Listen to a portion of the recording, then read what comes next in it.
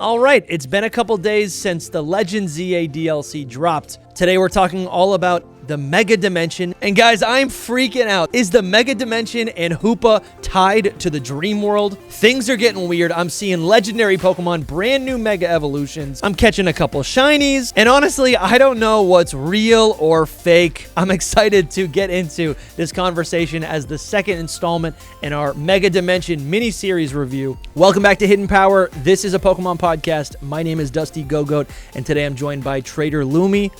Hello. SoulSilverArt. What's up? And returning guest, HoodlumCallum. How you doing, man? Hello, I'm great. I'm very happy to be here. We had a really good conversation last time. It was very long. Very long conversation. That's true. We spoke before ZA came out. You had a lot of, honestly, a lot of fun opinions, a lot of predictions even. Maybe just to set the scene, how are you enjoying Legend ZA base game? I have my opinions on it, but I'm having a great time with it for sure. Like I like that they're trying different things, and honestly I think the perfect game for me would be like a mixture of turn-based and this combat.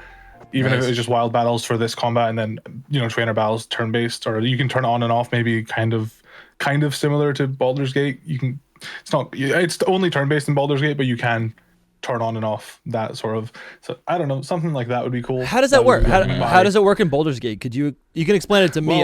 Our audience might know, but I'm not sure. Baldur's Gate, it's like it's a turn-based game, but like when you're exploring the overworld, it's not. But you can turn on just to be turn-based in the overworld if you want it to be. Like if you want to like do something specific, like I don't know. There's reasons for it. I haven't played Baldur's Gate in a while, but that would be really cool if you could have like, I think people were saying this similar for like Let's Go. It'd be like, this would be fine if I could have wild battles as well, as an option. So like a perfect game for me would be like to have both, because I like both combats. I agree. Yeah. I agree. Yeah. I think that's really cool, because what you just described, again, I haven't played Baldur's Gate, but it actually sounds at a macro level very similar to what Scarlet and Violet was, which is like it is classic turn-based combat throughout any sort of serious campaign, but in the overworld, you can just send your Pokemon out with the Let's Go feature to just knock out wild Pokemon. Okay, cool. Similar kind of. Except you can just turn on turn-based in the overworld, so you can like just you get like a limit to how much you can move, because it's based on D&D, so you can turn that into the overworld, which isn't the same as Scarlet and Violet, but in that regard, it's actually similar. And think about it like that. It's almost like how is it implemented too? I don't know.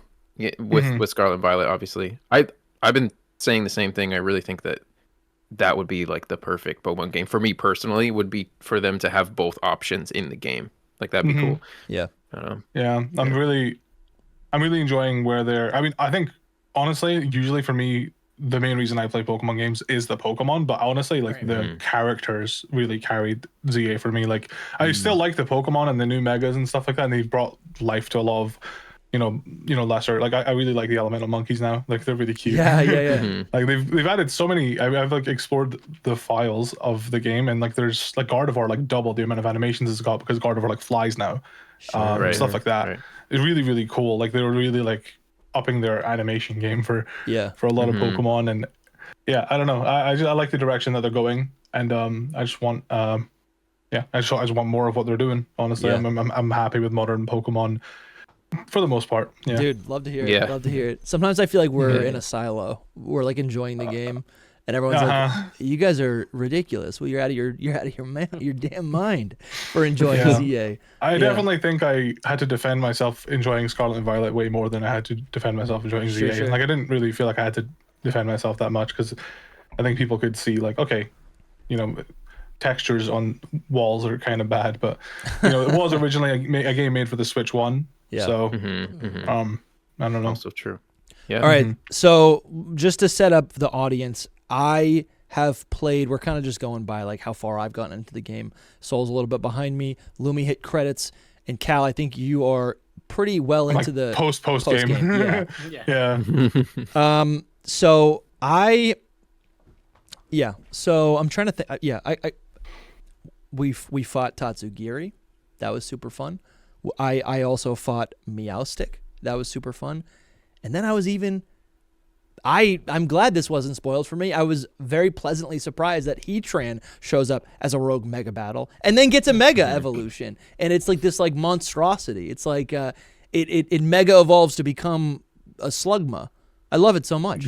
Honestly, I knew of Heatran and some other Pokemon because like their stats were in the game or something like that a while ago. But its design honestly kind of blew me away because it just doesn't look like something that Game Freak would approve. Yeah, it's really good. I mean, not like Game Freak does bad designs, but it's just like, whoa, I would not have expected this from them. I don't know. Right. Reminds me more of like an Ultra Beast. And not just, I know a lot of people are saying it's like similar to like Guzzlord because it has a giant mouth, but it just feels more on the spectrum of a monster, like this crazy. It's tough to even make out what it is, you know. He's big and like monstrous, like a proper kaiju. It's very kaiju monster vibes to me. I think the size of the boss battle definitely helps because like when you actually have him, he's not that big. So like that definitely helps sell like, oh my god, this design is crazy. Right. But yeah, he's really, really cool. He's really fun to use as well. Honestly, like Magma Storm is so good in ZA. It's ridiculously good. I could actually. Yeah, I saw someone battling like they were doing the Rogue Mega Mawile, and they were using Mega Heatran, and it was just like, I mean, it took it just a couple of seconds to get that Mawile down. Like it was crazy. You just melted down, Busted, so busted. Was that your video? Now that I'm thinking about it, it was someone on Twitter. It was mine. No, one yours. Okay. Because everybody's posting, all these content creators are posting videos on Twitter, so I'm seeing them all, but I'm not knowing who posted what. Yeah, and you guys were telling me offline, like I'm really actually not that far away from, I guess like the final boss or whatever the end of the game is going to be, which has me excited. But I do think one of the main things that what I've been thinking about all week leading up to this conversation, all I've been thinking about is the dream world. I've been thinking about how it started out as these little tiny, it was the first time Corbeau tells me that these hyperspace Lumios, these little pockets of the mega dimension are basically made up of people and Pokemon's subconscious. So I kind of went into that a little bit, and I was spending way too much time one day just thinking about the subconscious, what that really is. I was reflecting on like so many of the themes that stood out to me in base game Legends ZA. Like to me, I feel like the whole game was about like willpower and like and like creating a reality that you want to see, taking your intentions and making them a reality, right? That's kind of what we see with AZ, with Trainer L. And honestly, all these other side characters, they all have like secret identities or like hidden motives, or they're not being truthful. And so now, as I continue to go through the story, there's been more and more evidence to make me not feel so crazy. And I'm really happy to see Game Freak actually making these like really solid connections. I don't know what like. Talk to me about what you guys have been thinking about when it comes to the dream world and these mega dimensions. Yeah, I mean, you know, like what we were talking a little bit about this off air. We were having the debate on like how far can you go since we're all at different points in the story. Sure. But it does read to me like it's a version of the dream world, right? Like I imagine that the dream world could be something that presents itself in different ways, but like it's funny, I even thought to myself, I wonder when we transfer all of these Pokemon like into home later on and into champions and all that, if the Pokemon we caught inside Hyperspace Lumios will be coded to have their hidden abilities. Dude, that was a big feature of the dream world, was that that's how you like originally, that is how you got hidden ability Pokemon way back when that feature was introduced. But I love that. I mean, it is, right? Like you're able to catch these Pokemon and bring them to the real world from a dream. It is like pretty much stated they're from subconscious thoughts or memories or whatever. So it is a dream world in a sense. And I did even think it was interesting that one of the first side missions that they give you access to, like right after you beat, I think it might be after you beat Mega Absol Z, but I think it's after, it's either Mega Absol Z or Mega Star Raptor. You get a side mission where you have to deliver this letter from a person. I did this. Cool. I was going to ask about that. I was like, have you guys been playing the side missions? Because a lot of people skip them.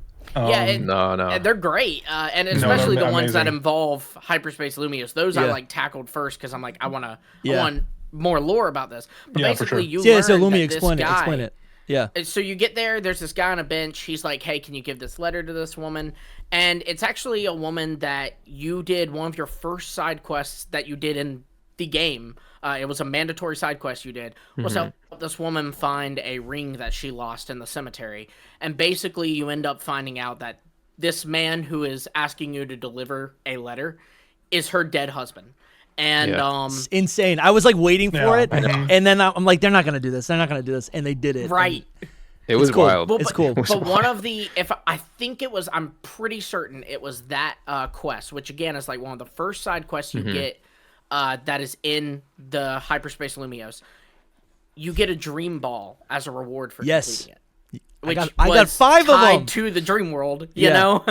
Yeah. I was actually gonna. I didn't really do any Dreamworld stuff because I just didn't really have that.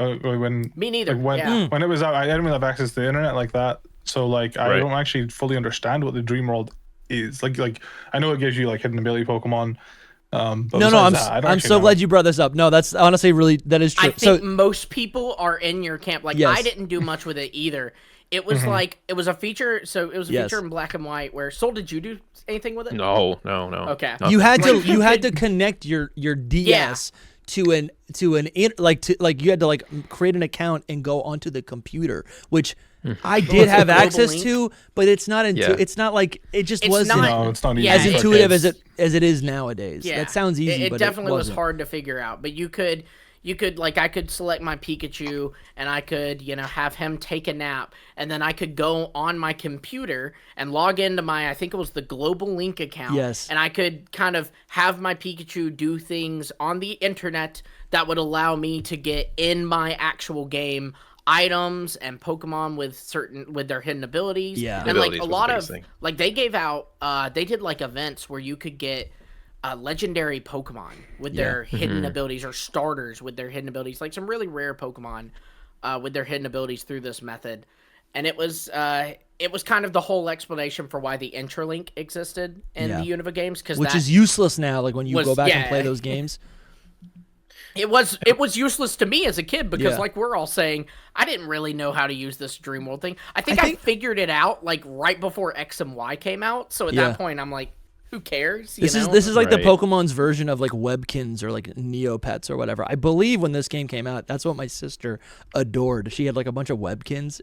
Sound off in the comments if you remember Webkins. I don't even know what that is. Yeah, I remember Webkins, man. I recognize the name. Yeah. That was my little sister had a bunch of them. Too. Yeah. It's like or Club Penguin. That's like all these. Yeah. What are they? Flash games. Yeah, you basically there was like a whole craze of you buy something in real life, you spend money, and then you just play games on your web browser or whatever. But I was playing Pokemon, but no. So that's a really good setup because I actually don't think there was a lot to do, but like it was kind of ahead of its time, and at the time it was the only way to get the hidden abilities until I think Black 2 and White 2, you could start to get the hidden abilities more, and then they started being given away in different ways. The virtual console games, Gold or Generations 1 and 2, if you traded those Pokemon up, they would have their hidden abilities. Hidden abilities ended up becoming like a lot more, I guess, accessible, like for sure. Yeah, accessible. Mm-hmm. So I think that even now you've got the ability patch, like so you can. Yeah, that's true. Oh, that's true. Make your Pokemon that has its regular ability get its hidden ability. So I think there's like maybe 2 defining things that you could pull on, maybe 3 that define the dream world that are present here with the Mega Dimensions. Hidden abilities could be one thing. We don't know that because hidden abilities aren't present in ZA. But as Lumi, as you said, I was thinking this as well. Once we get to connect to home, then we'll find out if that's actually a thing. The other main thing is like the dream world was like one of the only ways to get like rare berries, which not that exciting. And there's a lot of ways to get berries, but the fact that berries are berries are tied in with the literal access to, like, it's part of the whole mechanic of entering these Mega Dimensions. That's, I don't think, that's not a coincidence, or that's like not evidence, Sure. And then And then the other whole thing is that it's literally like about dreams, which I haven't beat. I haven't gone to the end of the game. I got a pretty good idea of maybe what could be causing this. But I just think it's so exciting. I think this is the idea that this could be real, or the fact that it is real, that Mega Dimension is real, and that things could be created, fabricated based on your mind. Pokemon, items, like, just real things, and then could be brought into the real world. That is so much more interesting to me than another fantasy series introducing the multiverse. I'm sick of the multiverse. I love this, though. Yeah. This is so much more fun. It's it's actually really what the dream world always was like a multiverse. Kind of. No, is it? Yeah, it's really crazy to think about, because like it's like, where are these Pokemon coming from? Like how do they just how can you just go in there, take them out, and like they still exist? The Swallow. The Pokeballs like make them real. I don't know. Yeah, I have no idea. But like in that was, I remember that being like a thing people talked about back then. With Black and White was how those Pokemon, because it's the same thing with them, they're dream Pokemon. And I remember like people were even like, oh, that's why hidden abilities are a thing, because they can't actually have those abilities. You just like dreamt it up. But now that's not true, because they've kind of made that much more popularized and stuff. Yeah. But I did also just want to mention that this DLC did also bring back Muna and Musharna, which was the poster child of Dream World. And then like, in general, I think Game Freak has constantly gone back to this concept, right? Like, they had the Dream World in Black and White.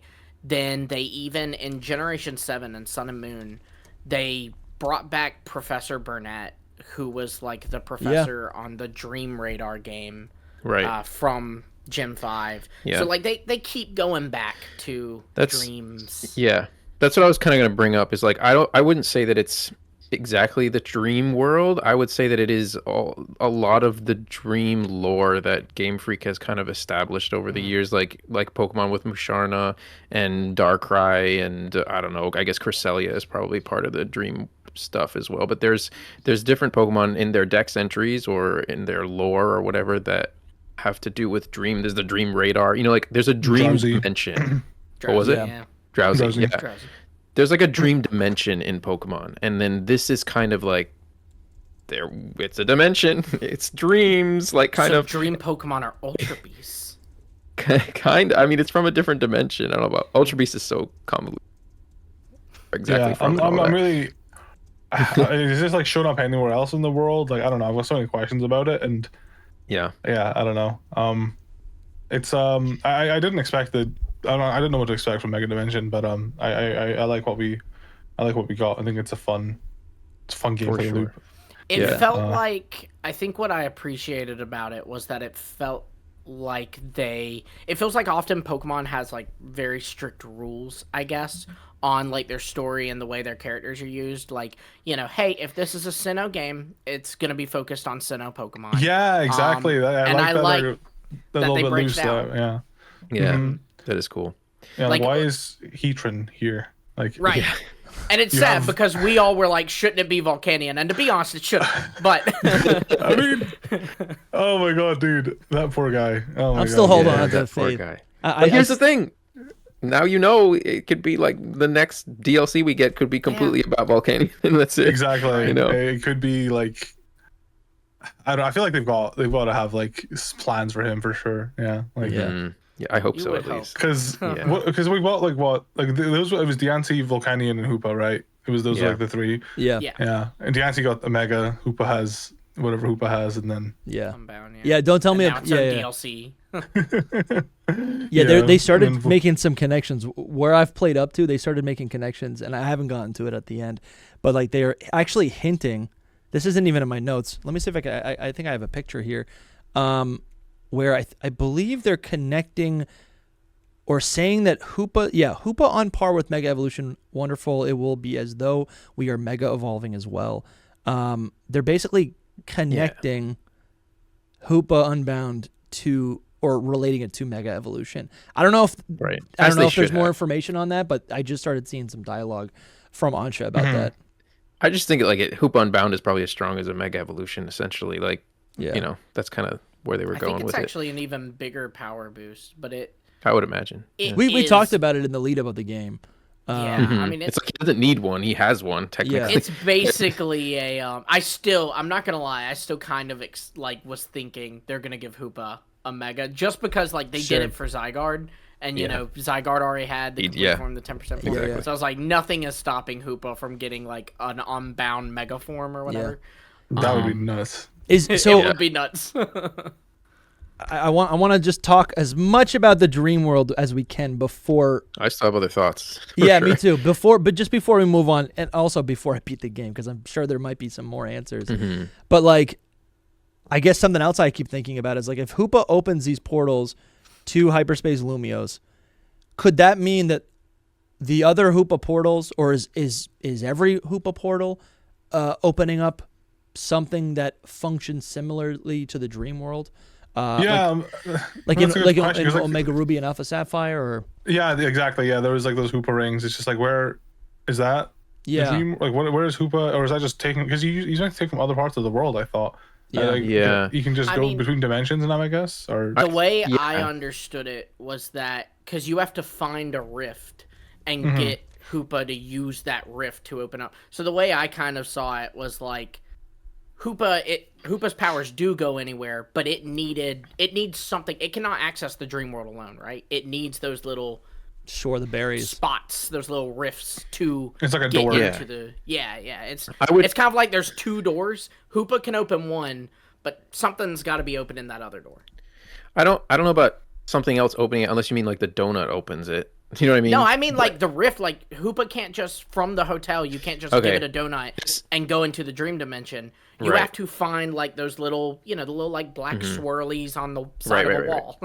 Yeah, the way I see it is Hoopa is not creating those at all. Like those have nothing to do with Hoopa. Hoopa is just like this dimensional creature that can travel through them essentially, and so it's like the key to opening these. Yeah, but they're created on their own, or it is a creation on its own somewhere else. It just is the key to get in. That's I how just had a thought. Like, Hoopa isn't in the movies. Like, he's just constantly like grabbing legendaries. Yeah. Why can't you just do that for Ansha? Why can't you just? What the hell, Hoopa? Where are you holding up? Yeah, sure.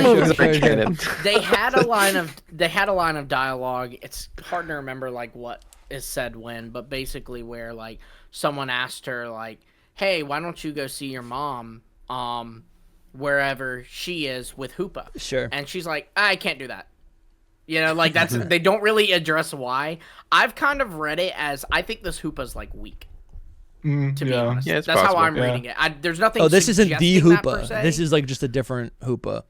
Yeah. Like I mean, in the same way that that's just how legendaries are, right? Like there's just many. Yep. We've seen in the anime a baby Lugia, right? We've seen a baby Manaphy. We've seen some Pokemon that are just kind of weaker than, other Pokemon of the same species, and that's kind of my read on it. Is this Hoopa might be like? I mean, look, he's lazy. He's consuming like 700,000 calories a day. Like, with the donuts, he doesn't have a lot of power. So from Bulbapedia, and I'm thinking this supports kind of what we're thinking about. It says, as seen in various media, these holes allow it to the donut holes allow us to access other worlds such as the distortion world, the reverse world, Dialga and Palkia's worlds, hyperspace, and even parallel timelines. So Hoopa really is the key that can just its superpower is not that it's creating like an ultra wormhole, for example, like Lunala and Solgaleo, but instead it just it can access anything. It's a key to anything. But it doesn't create. It doesn't create multi-dimensional. Right, but still need the door to get into the dream dimension. Yeah. It is we're also just dealing with this one specific dimension here, but it could go into a different dimension if we wanted. Should have brought back Ultra Beast, man. Just saying. I know. Yeah, it was a good time to do that. I'm just looking at the Bulbapedia now. It's so like we don't even have an answer on whether or not Hoopa created the Mirage spots. That's kind of like undecided, like the Mirage spots in Oras. Yeah. Yeah. I mean, I always understood Hoopa was like, he can kind of just like portal. He just creates a portal, creates another portal somewhere else and just, or he just goes through. He's like, I'm gonna go here, go through it. But I don't know. Maybe he's more complicated than that. Maybe it's more complicated with that when you're just getting to like so it's like if I'm Hoopa, I can create a portal and go to Dusty's house easy, right? Easy. Because that exists in my plane of existence. But it's like to access the dream dimension, that's a whole nother dimension. Ultra space, that's another, maybe even other times it's harder. It's like a map almost, right? It's like you need or it's like, like a dog can find it, like a hound dog, and the cartoons they can find anything, but you have to give it like, you got to have like the criminal's like baseball glove or something, right? Yeah, okay. He's gonna be able to I think they made it in the X-Men movies. I think they made like Nightcrawler's whole thing was he could only teleport where he could see. Yeah, that makes sense. And so maybe that's something like that. It's just so cool. I mean, I am leaning on you guys a little bit to give me any sort of context that, without being a spoiler, would add to this. But listen, we can talk about this later. Look, all I'll say it's without exciting. Spoiling anything is all I will say is, even after getting to the credits, I feel like there is definitely some merit to Hyperspace Lumios being the dream world or a variant of the dream world, since it's dreams. Or maybe maybe dreams, like if like you said, Pokemon you transfer. I mean, apparently you can't transfer a Pokemon out of ZA. Actually, I remember them saying that, but I don't know if that's you can transfer it out of ZA, just not back to older games.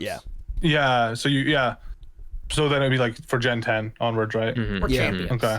Yeah, true, champions. We don't know. So yeah, I guess if we then start seeing these Pokemon having hidden abilities that that'd be fun. I don't actually know how the Met locations work. I'm curious if it will say, like, because usually it'll be like, oh, from Alola.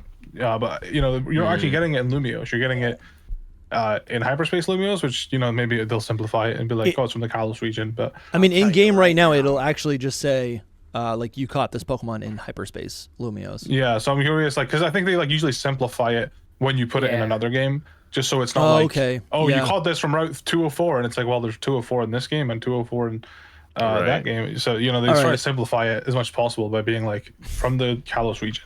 So I'm curious, maybe it'll just be like, I don't know if Meltan's like from another. I don't know what Meltan says, but Meltan will if you transfer Meltan from Pokemon Go to like Scarlet and Violet. Faraway place, is that what faraway place? Yeah, I wonder if that'll maybe be what they do. They're just keeping Meltan like a big secret. We still don't know where it's from. I love it. They might just still say it's from our world, because I think like if you go through the Ultra wormholes in Ultra Sun, Ultra Moon, you catch like Buzzwole. I think they still say Alola. All right. Well, this is good because I was actually tempted to like create a new living dex of Pokemon from Hyperspace Lumios, because I'm like, I don't know if that's going to be a different tier in Pokemon Home for whatever the shiny mythical is going to be that they're going to give away. No, that's cute. That's a cute idea. I was but I might not do that now. I'm going to say one thing I really did like in the topic of Dream World and abilities. If you guys seen like Raichu X, when he uses Volt Tackle, gets an attack boost.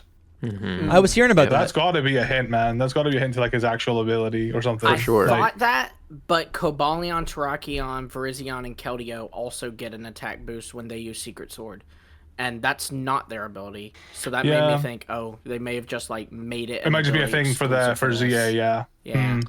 That's wild though. I mean, yes, that makes sense because I'll be honest, I was expecting Levitate like 100%, like it's gonna have Levitate because it just floats all the time.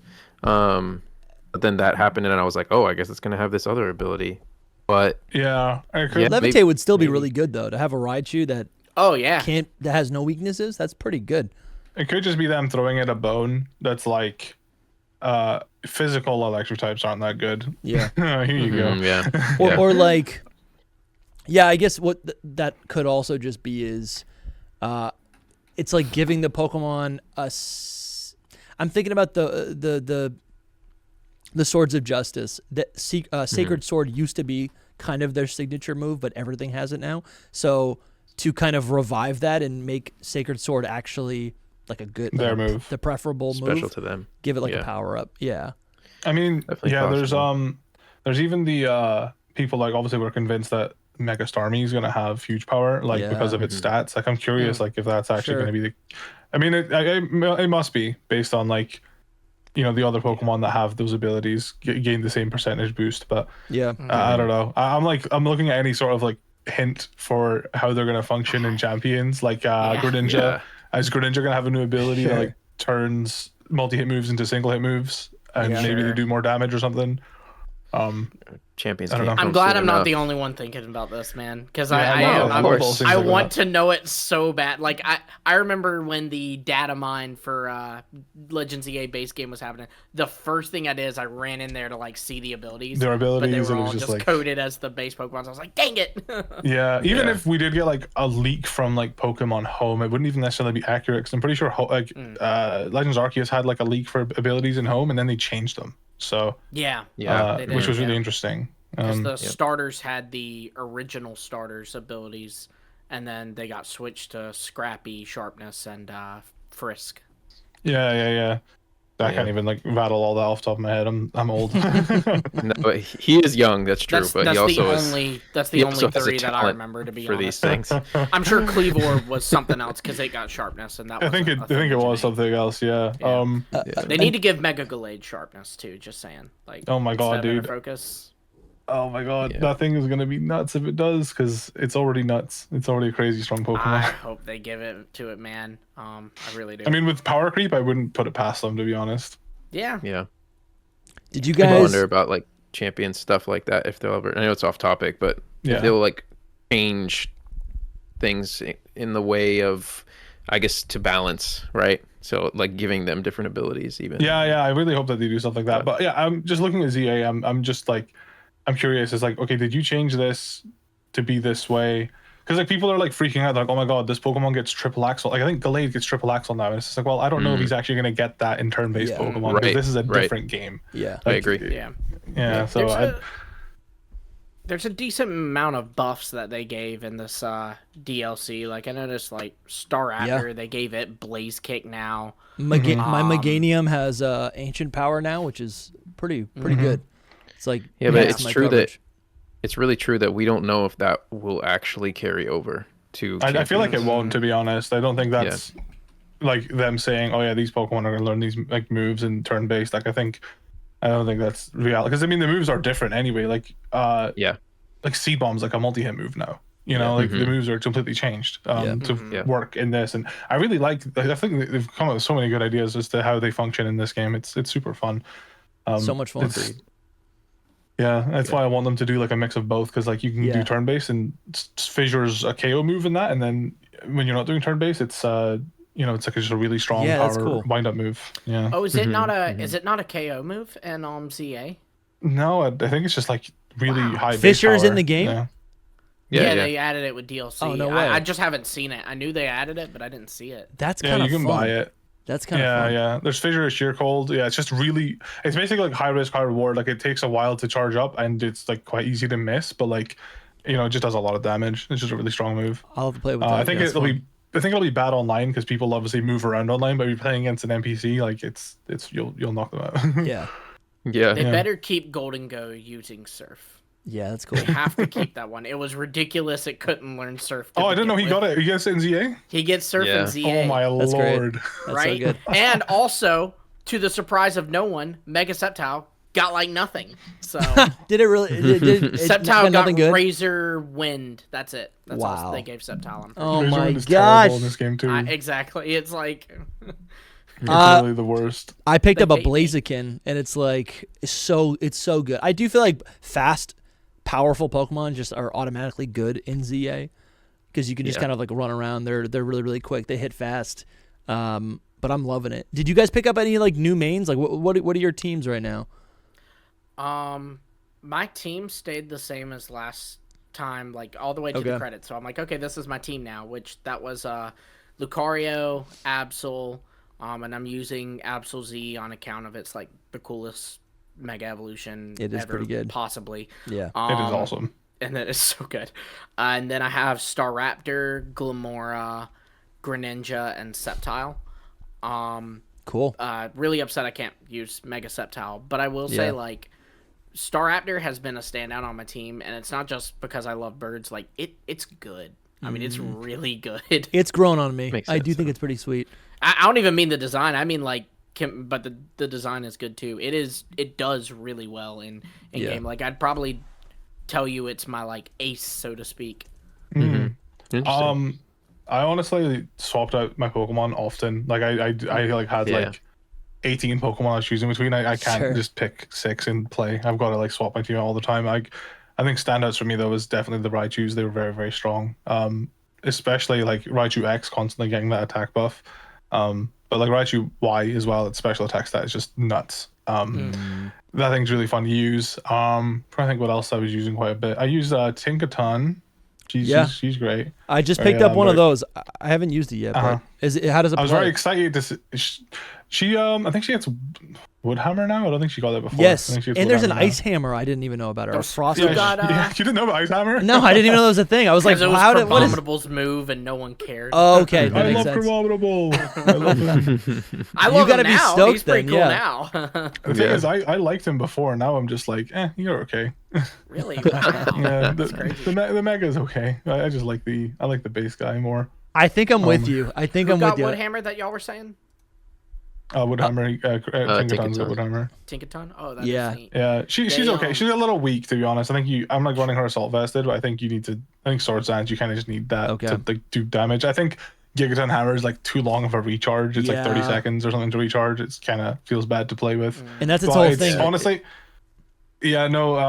every other steel move sucks to use anyway. So like she's like you got that going for her. You know, like, what do you mean? Ironhead. What do you mean? Like Ironhead and like Steel Wing and any other steel move, like that's physical at least. Like to actually, if you play online, you're trying to fight a Xerneas, you go up, you click Ironhead, and it walks away, and it's just you do nothing. Like it feels you have to wait for them to be doing something to you to then Ironhead them. It just sucks. It doesn't feel good to use at all. Yeah. So I don't know if Gigaton Hammers maybe like a nice big range. Are people using the DLC Pokemon online? Is that allowed right now? I don't think it's allowed yet. I think it's the 18th. But it's coming up soon.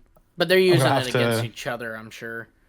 You know, just like we could do a battle now and use them. Yeah, no. I definitely need to get myself a shiny alpha Tinkaton, so I've got the biggest hammer range of all. Yeah, I'm looking at its stats right now. I think I thought Tinkaton was just stronger. It's got 75 attack. Hammer. It's got nothing. It's that Gigaton Hammer is just that strong of a move. It kind of needs to have the attack stat lowered. Crazy. Yeah, but one thing I'm like really, because like one of my biggest complaints about ZA was the lack of Pokemon, and I think the DLC definitely over delivered on how much they added. 100%. I don't know if you know how many there is, but there's like more than I expect. I expected like 80 at most. Yeah. So I'm pleasantly surprised. And I feel like there's so many, there's so many weird Pokemon that are actually in this game. You know, it's not just Vulpix. When I saw Kecleon. Yeah. I did not see. I did not see Kecleon. I haven't even seen Kecleon. That's cool. Yeah. Yeah, I was like, he's in the. What the hell? Why are you here? I did not expect him. Like with the Blueberry Academy, the whole selling point of that DLC was the starters are back. Your favorites are the Kanto's back. That was the whole thing. And in this game, it's like Toxtricity. A lot of weirdos. I'm just looking at the Knackley line, Fungus, Tinkatuff. You got. I feel like it's like Gen 8, Gen 9 Mons, Gen 7 as well. Because they're obviously. Besides Phalanx and Drampa, I think it was just like up to Gen 6 base game, so they probably just added a bunch of the later ones. Yeah. Yep. But for whatever reason, I guess maybe for continuity of like Kalos not having all these later gen Pokemon because they didn't exist back then. But look, they're here now in the DLC. Yeah, it's funny you put out that tweet about Runerigus and how it just like floats behind you, following you. Dude, it was like the same day. I was like, I'm using him on my team. Dude, I have to. I love him. I just got one I just got an alpha last night, and I've been thinking about your tweet. I'm like, it's the coolest thing. However, I don't know how to evolve it. I don't know how to evolve it. Don't tell me. Actually, I kind of want to know. I want to know. Dude, it might take you a lot to figure it out. Tell me. I mean, with the look, I'll give you a hint. How about that? Yeah. Okay. You know that there's something to do with its health and a bridge. Okay, well, I thought of this already. I was like, there's a lot of bridges. Okay, that's a good. You said that's a hint, but like that's what I was gonna do immediately. Go stand under a bridge. But like, do you have to be under any bridge? No, that's why I'm giving you. That is the hint. It's Lumio's tower. Is that a bridge? No, it's one of those bridges. It's a big structure. There's not that many. Are there even bridges in? There are bridges. Like bridges for the river, essentially. Okay, gotcha. All right.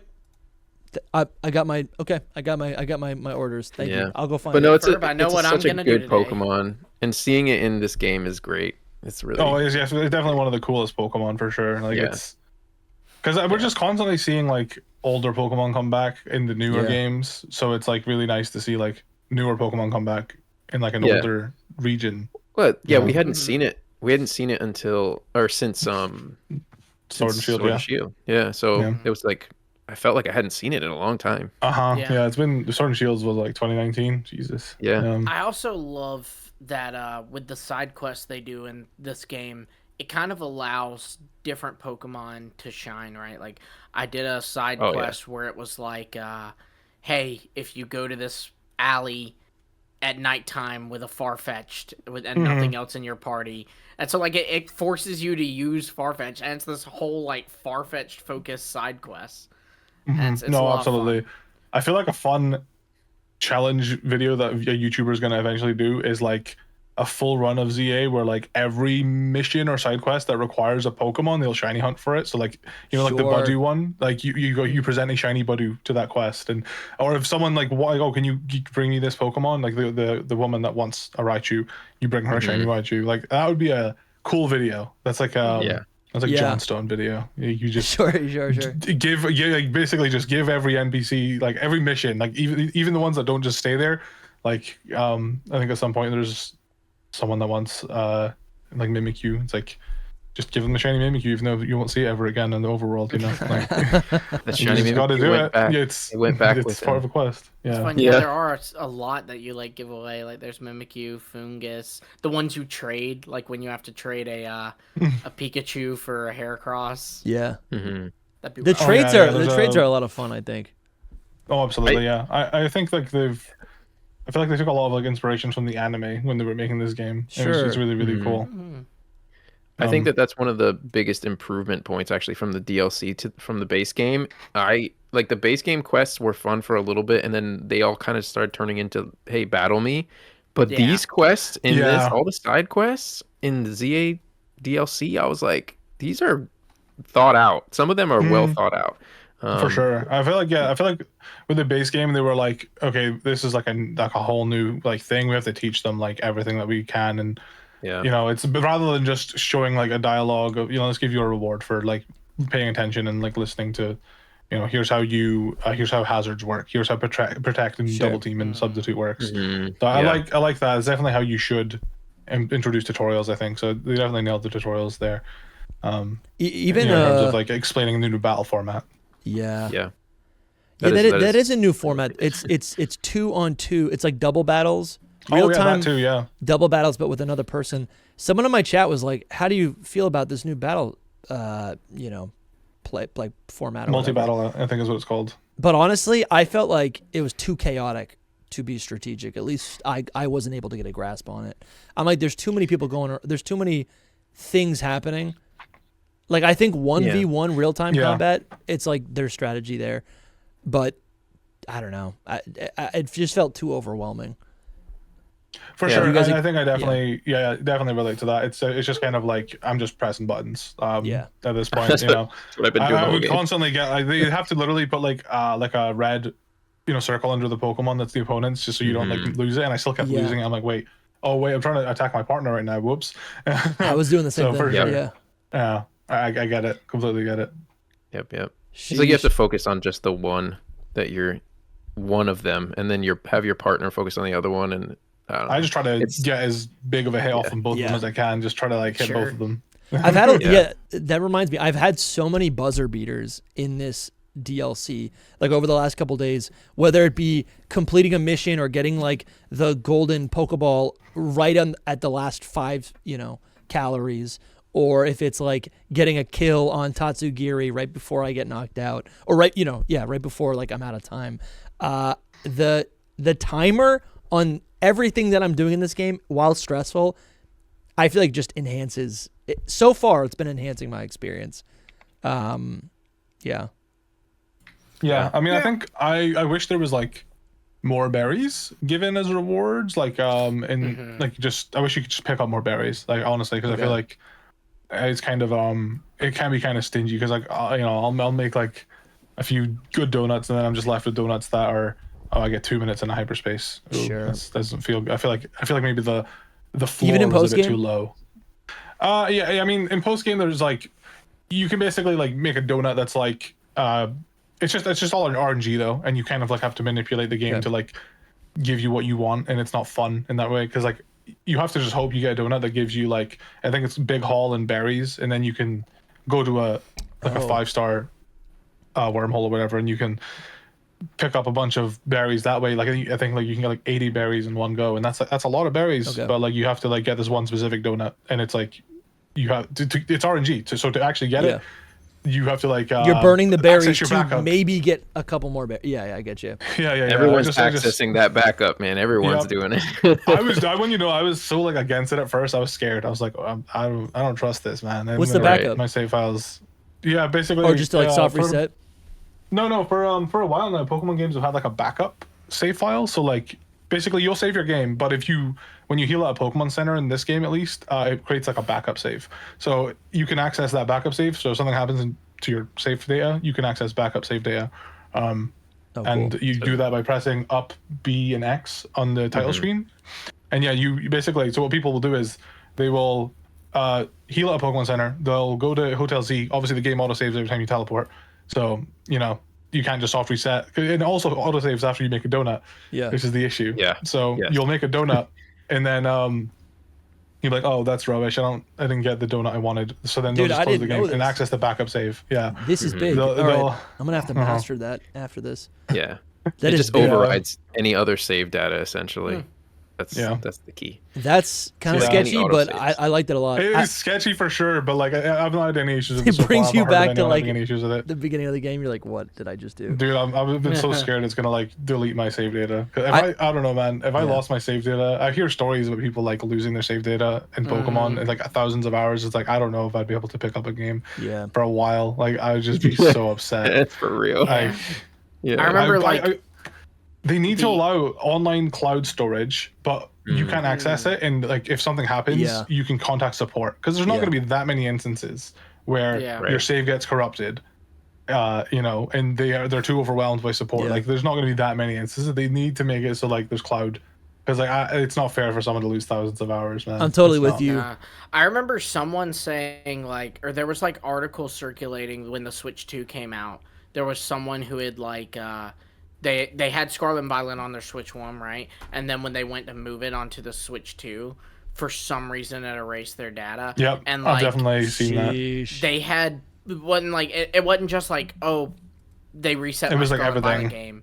It was like, I have Pokemon from Pokemon Home that are like from Fire Red and Leaf Green that are shinies, and I put them on Scarlet and Violet. They're now gone forever. I was terrified. When I got my Switch 2, I went on my Switch 1 and I transferred everything into Home, and then I switched it onto the Switch 2 because I was like, I'm not running that risk. I love these guys, No, that's super smart, honestly. But no, like that's what I mean. They should have a service like that where it's just like it's saving to backup, but you can access it because obviously you can. If you could access the backup, you could like totally like duplicate Pokemon and manipulate. Then it would be a terrible time for them. So even though it's very easy to hack Pokemon as it is. But it would be even easier. So they need to have like a backup save for people because it gives me anxiety. It wouldn't be too hard. Yeah, it makes me nervous. How they have a mobile game every year? That'll be the mobile game they release next year. Sure. Insurance. Yeah. Literally, we're paying insurance. That's funny, dude.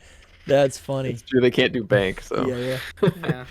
I think you've got Pokemon Bank, Pokemon Home, Pokemon Insurance. Like it's just gonna sound so adult now. Like when you're talking like, man, I've got that Pokemon Insurance bill coming up, and they're gonna foreclose on my Pokemon Home. The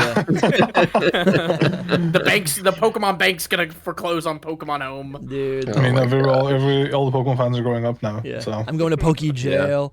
That's Pokemon Home basically. Let's be real. For real.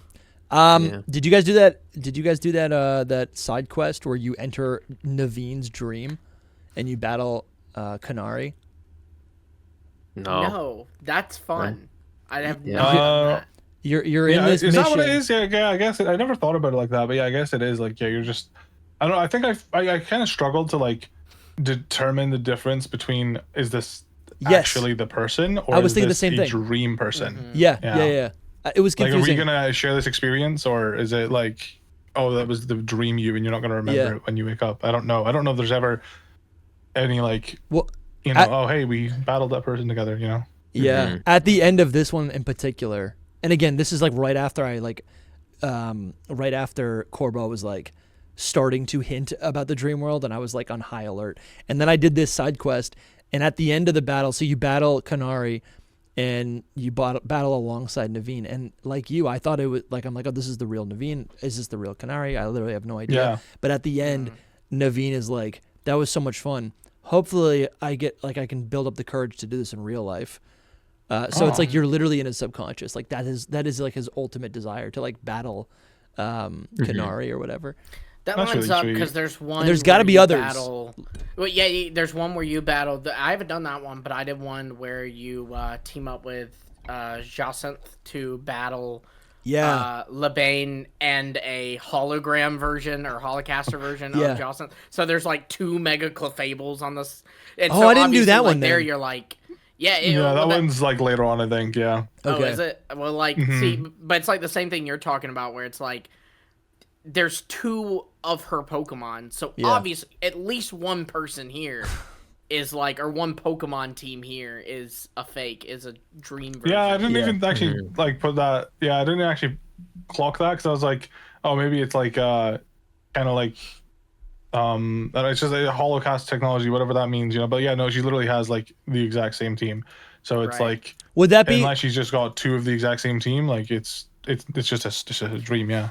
Would it be that she's like so egotistical that she just wants to like battle with herself? That's her dream.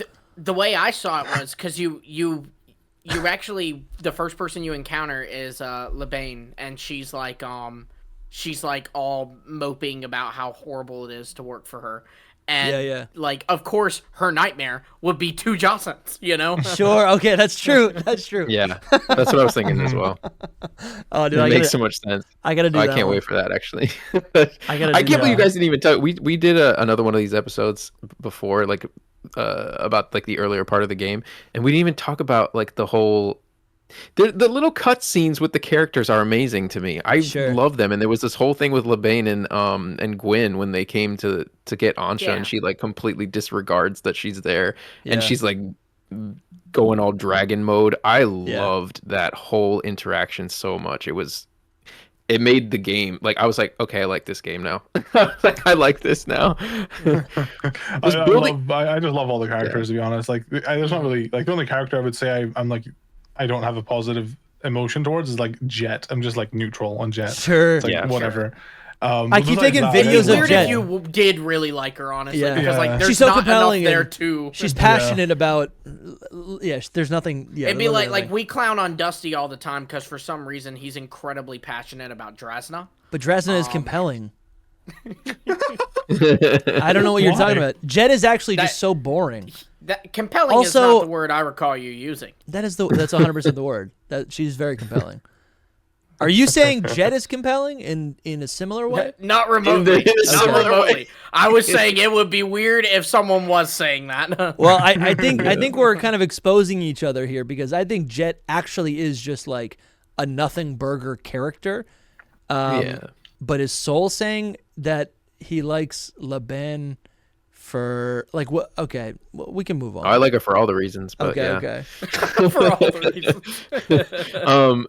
But no, I really think that like looking at the game as a whole, it's like it was smart that they focused on the characters, the cast that they already had. I think. Yeah. I think it's good that they don't introduce so many new characters. It's like.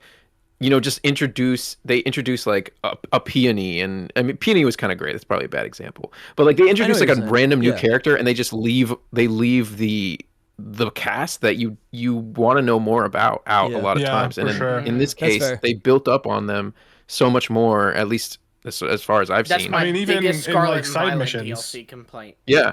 Yeah, for sure. Even in side missions though, like they have returning people, like you even.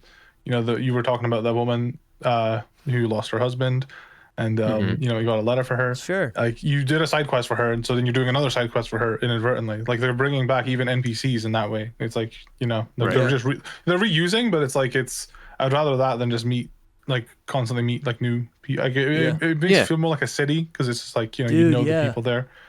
Well, sure. is this something we're gonna see? The Raichu people. When they give you, those are your Raichus. You gave those people those Raichus. Yeah, that's and crazy. so my that's like Raichus. kind of a cool full circle moment. If you give them a shiny one, they will fight you with a shiny one, I'm pretty sure. Do they really? I mean, that makes sure. sense, but that's so cool. See, like, man. Another reason to do that challenge run you were saying, where like you give every NPC a shiny version. Are there going to be more characters? Have you guys seen any other characters like the widow, you know, with the ring? Are there any other characters that have side quests? Because I'm thinking about some of the people in the ZA Royale, like Zach, right? All those people who you used to compete against, they had dreams, they had visions of what they would want, what they would want Lumios to be like. I know there is someone that comes back from like the ZA Royale. I'm not going to say when or why, but like that's what I mean. Like they return even like NPCs that are kind of just like generic looking. They still bring them back and like, you know. But could there be a hyperspace Lumios that like reflects their reality? Like, is there a hyperspace Lumios and it's nothing but taxis? That would have been clever. I distinctly remember they're not good enough for that. At some point you do see Zavi. Or at least I saw Zavi in a that was who you battled on Rank X in Hyperspace Lumios. And then, like I said, the Raichu duo, the people who give you the Raichu stones, those are characters you do a side quest for. The one who uses Raichu X is the one you traded a Pikachu for a Heracross with at the like very early in the game, another mandatory side quest. And then the one who uses Raichu Y is an optional side quest where she gives you an Alolan Raichu for a Cantonium Raichu. Okay. Yeah. If you don't do that, there's probably more. I haven't done them all, but it's really smart how they broke that up too. Because sorry, my doorbell went off. It's really smart how they did that too, because like I didn't even think about that. Like, I didn't clock that. Like that's how they were gonna like turn it back on you and be like. It's like you do the Pikachu at the start of the game, and then at the end of the game, you do a Raichu for an Alolan Raichu, and you don't think anything of it, but it's just like they then take those two characters together and fight you. It's really clever. I don't know. That's cool. Yeah, that's cool. Like that. But yeah, Lumi brought up the point that like that's the opposite of what Scarlet and Violet's DLC did. You know, where it's like we just kept adding new people. Yeah, we just not that I don't love Carmine and Kieran, but it's like. Arvin and Nimona, they're like, you know, and Penny, they're just erased. Yeah, Arvin especially. There was more story to do with Arvin that didn't get told, in my opinion. Oh yeah, he was robbed in that regard. Wasn't it like so you could access it before you finished the game or something? It was like you and Teal Mask. No, I think Teal both Mask, in at fact least. you could. Yeah, you're right. I guess actually, yeah. I guess a nice solution for me would have been that they introduce a couple more characters than, and again, I'm speaking like I haven't beaten the game yet, but so far it seems like Karina is going to be the only person that's returning, and she's great. It is great to actually know her as like a contemporary character, and you're learning more about her and whatever. It's fun. Like she's got main character energy. She reminds me of Ash, honestly. She's just like optimistic and headstrong about everything. Yeah. But like I guess at this point in the game, it would have been kind of cool if they just introduced maybe two more characters for all of the existing characters that we're familiar with from the main game to bounce off of. Because I just feel like that makes it all a little bit more dynamic and you know, it's like now you have like you're introducing new flavors and personalities for these existing people to like kind of butt heads with. Actually, I just thought of something I wanted to ask. I don't know if you guys talked about this already. So this game is 5 years after X and Y. So like, do we think that like I don't know. Oh yeah. Yeah, I don't know. Like yes, Ramos is dead. Dude, they're rooting for that, but Ramos is the best. No, he could still totally be alive. Sorry, he's got to be. He's a I plant. don't He's know. Like, healthy. what the hell happened to Lumio's trainers? I forgot his name. The gym leader. Yes, Electric Maze. Clement. Yeah, the electric guy. Yeah. I'm so bad with names. Yeah, what happened to them? Like what? Yeah, I they're don't know. referenced. Someone like says, there's a guy who I can't remember exactly the dialogue, but he says something to the effect. Oh yeah, of, he does say one thing. Yeah. Oh, Yeah. used to in the tower there were these two kids. One was really good at inventions, and the other one was a quiz whiz. And then that's like literally That's it. And yeah. you don't hear like it's so funny. It's like Yeah. it's a shame what happened to them, and it's like what happened to them. You Yeah. know, like Wait, they how say are you that? gonna say that? Not literally, but they said like they used to be in the tower. They're not Oh, yeah. anymore, and it's like why? Yeah. Why Yeah, aren't why'd they you get saying evicted? why? Yeah.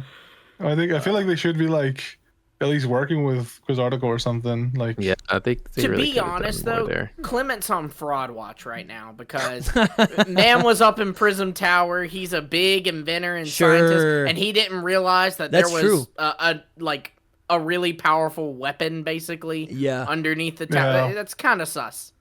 That's Yeah. true. That's a good point. I was actually should've gonna. Yeah. been. So wait, how much do you know about Ansha?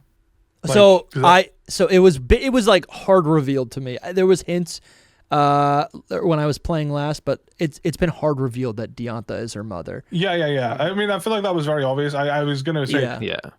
because of how old, like how old do we think she? Do you think she existed in X and Y? Because I think she has to at least be like 8. At Yeah, least it, for sure. it sounds something. good. Like It sounds good. 8 or 9, because like she had to have existed in X and Y, and people are just like, well, Diantha didn't mention her, and it's just like, well, you know, she just didn't People don't need mention. to. I don't Yeah. know. Yeah. No, she Yeah, didn't. it's a 3-year-old kid. You know, she's a famous movie actress. I Sure, guess yeah, she's like, it's like you don't probably know has people everything about looking their after life. her kid for Yeah. her. You know. Mhm. So she's like, why would, like, I don't know, where in the story would she mention her? I guess I don't know. Like, it's, I think usually if they're gonna talk about having a kid, it's not like an actual infant. It's like a toddler. Like, Yeah. I guess. No, I know what you're saying.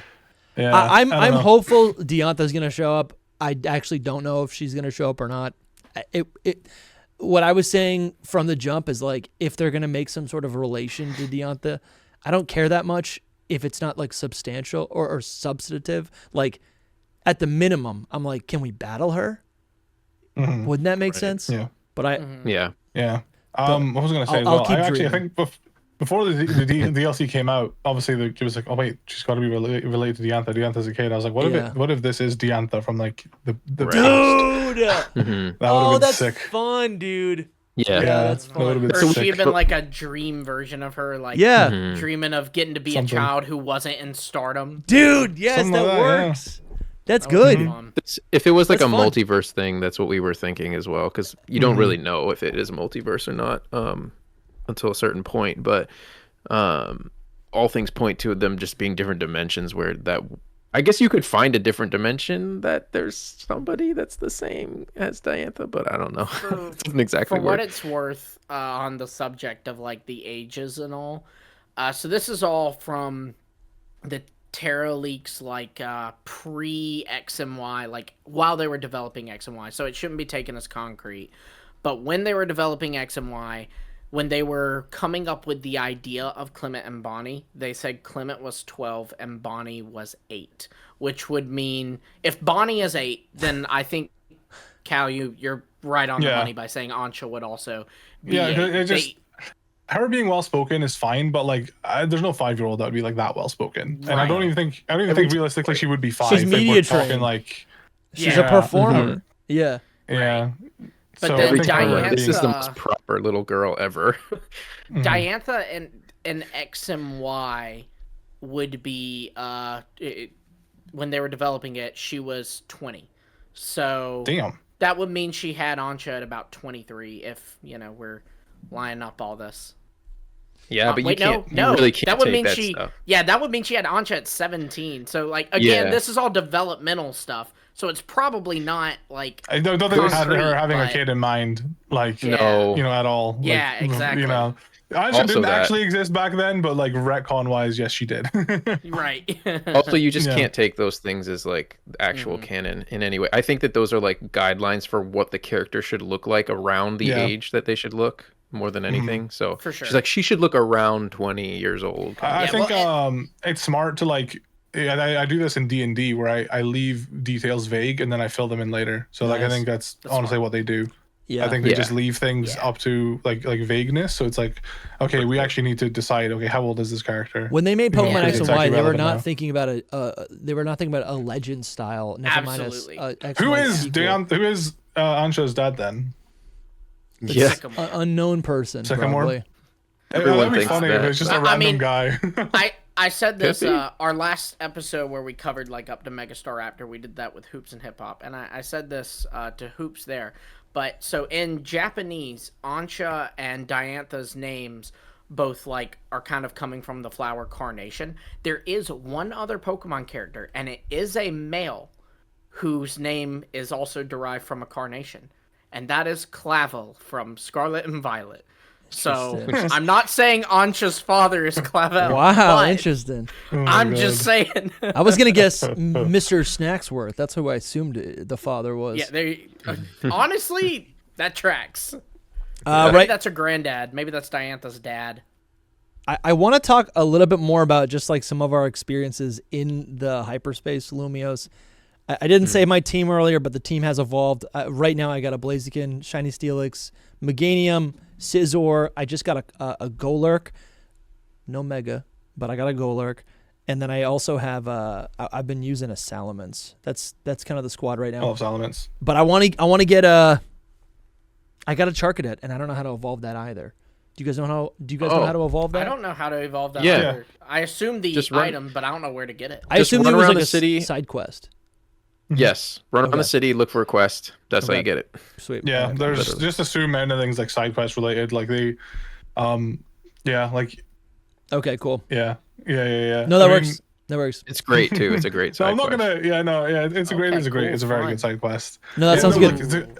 You made a good point. So many of them are just genuinely like fun. Like it's not just battles anymore. It's just genuinely just fun dialogue.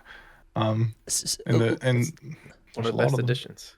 Yeah, one of the I best mentioned this for last episode, but I really liked the Lumios Museum one that you do. Yeah, that was cool. You've done that one, but there's like a heist that you have to. I've done the heist. I've done them like the main quest, obviously. That is like part of you like go through the museum. You know. Oh no, there's a side mission involving, but it's and Dusty, you were asking about returning characters. Yeah, that's another one. Mm-hmm. That's another one. There's in the base there is a game, returning character. No, not returning like Karina, but returning a NPC. Side mission NPC that returns. Okay. There's a side mission in the base game that involves a Gumi and a police officer, and that police officer returns for a side mission and nice. Interesting DLC. Very nice. So something I said.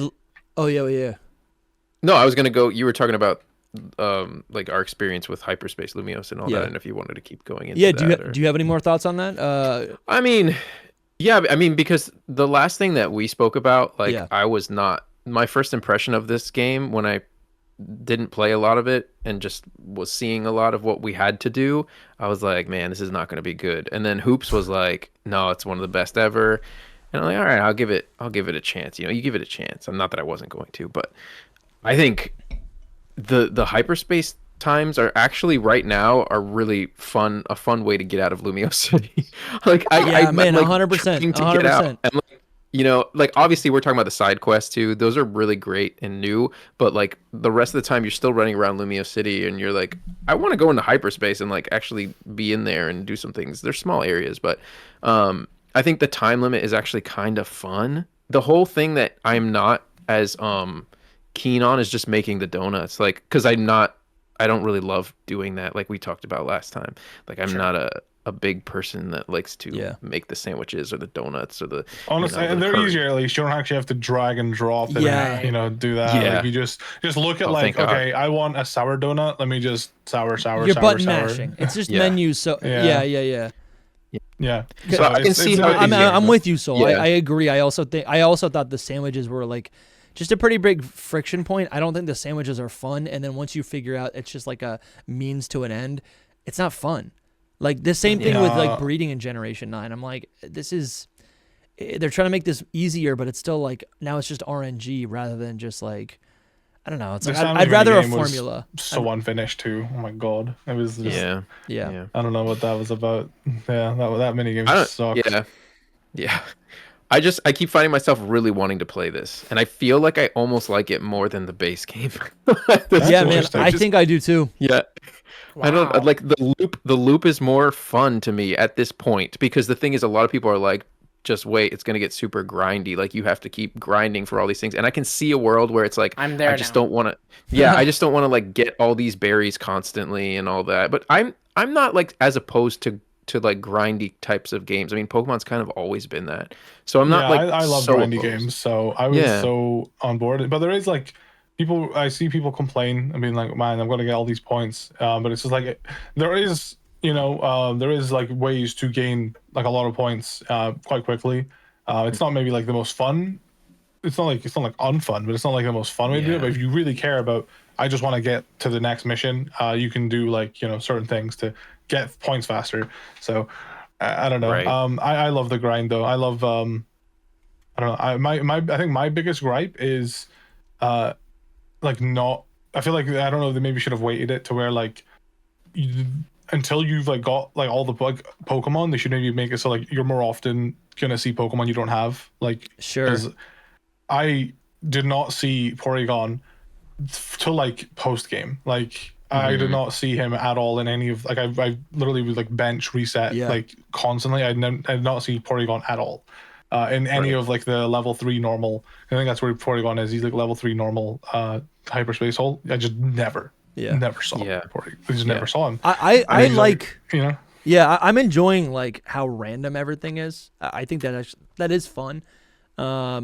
But I hear what you're saying. But then that can happen. What just happened to him about he wanted Porygon and that hasn't never hit me see yet. it. That's true. That is true. I just experienced it today. Like when I was playing, that I didn't realize they change when the day and night cycle changes. I had no idea. So you can just bench sleep and like try to get what you want, but if you're not really searching for anything or knowing what's in the game, then you're like, okay, I guess I didn't know that. I just look at my Pokédex and I'm like, okay, what do I need to fill in here? And kind of just go from there. But I think... wanted a Galarian Farfetch'd, and like, because I knew that was in, and dude, I binged and binged and binged and binged, and you get sick of it as a certain point. I'm not getting it. No matter how many times I reset the day and night, I'm not getting it. And then literally after the credits roll and I pull up my game, there it is. Dude, I found it the other night, and I think I went to check something, like, or make a donut or something, and it didn't even like change the time of day, but all of a sudden, all of my spawns, I swear to God, it was like a glitch or something, but like all of my spawns were like what they were before the previous reset. So like there were all these like Pokemon I hadn't gotten, like a Galarian. I saw a Galarian Farfetch'd. I was gonna go get it. I'm like, I like the base form. I don't like Surfetch'd that much, but I like Galarian Farfetch'd. And it just like despawned for some reason. I actually have been noticing a lot of bugs. I feel like my Scizor, there's like one or two hyperspace sections. Well, I use it because like it can fly around and like get stuff, and it'll, for whatever reason, exactly what you're talking about. Dude, it'll fly in the opposite direction. Oh no, that is just stuck. That is that one area. That one area is like bugged for some reason. Like every Pokemon just sucks there. Dude, I don't know what it is. It's like the big open area that's like where you find the megas. Yeah. That's where you also, I think that's where you fight Naveen and it is. Naveen's dream. Yeah. In that area for some reason just I like that area. I don't know what it is. I like it, but it just doesn't. It just doesn't work. Yeah, they got a patch. It's the easiest one to do the task with, but it is like it's broken. I mean, every time I'm in there, it's like actually broken. I was using Greninja, I think, the first time, and I'm having him like spamming moves. And the Pokemon's still sitting there attacking me, and I'm like, where's Greninja? And I turn and look, and he's like climbing scaffolding. I'm like, buddy, what are you doing? And then, so at first I thought it was a Greninja thing. So then I used Sceptile. Sceptile's trying to climb up the scaffolding. I haven't even found a Trico yet. You're like, get down here right now, young man. Come back. I need your help. Like a simple, like, like they messed up the code of like Moonball to where like it actually is like worse or something like that. Probably some simple code like that where it's just like reverse doing what it's meant to do. Oh my god, dude! I don't know, something ridiculous. Like it's just that one area though. It seems I don't think I've had that issue in any other area. I think we'll be getting a patch soon, just because of things like that, and then like there's the Tatsugiri thing. Yeah, what's the Tatsugiri thing? The first one that my mind. What's the Tatsugiri thing? apparently Tatsugiri will like swallow Dondozo or Oh, something. yeah. He doesn't actually. What? but Is it's Don just It the do? says text it does. Yeah. It says that. It says like Tazugiri swallows Dondozo instead of like the other way around. Oh, it's a Pokedex like Oh. it's a Pokedex no, typo. No, No, it's it's- like in the battle, like Yeah, in the when that's you battle. another If one you- with an ability baked in. If you've got them both on their team, yeah, it's got its ability baked in. Oh, Dondozo's in this game. Oh, Yeah, wow. yeah. Holy cow! All right, cool. Yeah, and Yeah. if you have a Dondozo and Tatsugiri on your team, you Yeah. send out Dondozo, it'll say Dondozo swallowed Yeah. Tatsugiri, and it'll do Dondozo's whole thing from Scarlet and Yeah. Violet. But for some reason, sometimes it'll say Tatsugiri swallowed Dondozo. Yeah. Yeah. Oh god, there's another one that was. People are saying that they have shiny. Like for example, someone's like, oh, I've got shiny Raichu, in my Pokédex, but the Mega shiny's not showing up in my Pokédex. It works for me, but it doesn't work for other people. Yeah. So like, but people are experiencing this with different Pokemon, where it's like I've got the shiny, but the Mega shiny's not showing up. So I don't really know what that's like It a should, weird though. Pokédex bug. Yeah, Yeah, it weird. should absolutely. Yeah, because like, yeah. Oh god, there was So, like. are you thinking of more bugs right now? No, yeah, it's not really necessarily a bug, but something that bothered me is like if I catch regular Mr. Mime, I don't now get the silhouette of Galarian Mr. Mime. It just says I've caught Mr. Mime, so I've got it. You can But then- change that Yeah. though. Can't we? What do you mean? I'm pretty sure you can change like the cover image of the Pokemon. in No, the but Pokédex. like when you're searching for like a Pokemon you don't have yet. Yes. In the hyperspace, I know what like you're it's still like it'll show up it'll show up like it's Yeah. usually you'll be scrolling through and you'll see like a dark or like a gray outline. Yeah. And you're just like, oh, Yeah. I'm missing something here. But like with Mr. Mime, I just don't. I just have to actually pay attention. Like, oh wait, Yeah. Galarian Mr. Mime's there. Oh, I don't have. And him that's yet, tricky because actually. you know the Pokemon. The Pokemon's not like actually new to you. It's not like you're looking for like Yeah, exactly. Gen 10 Pokemon. Well, but it's also I did the tricky, same too, thing with 'cause, like, Meowth. maybe you caught Mr. Mime, but you are going to have to catch Galarian Mr. Yeah, Mime. that's what I You're mean, gonna yeah. need to evolve it. And you don't want to miss yeah, it and then that's- not get it for another 50 hours. Yeah. Same thing with Farfetch'd.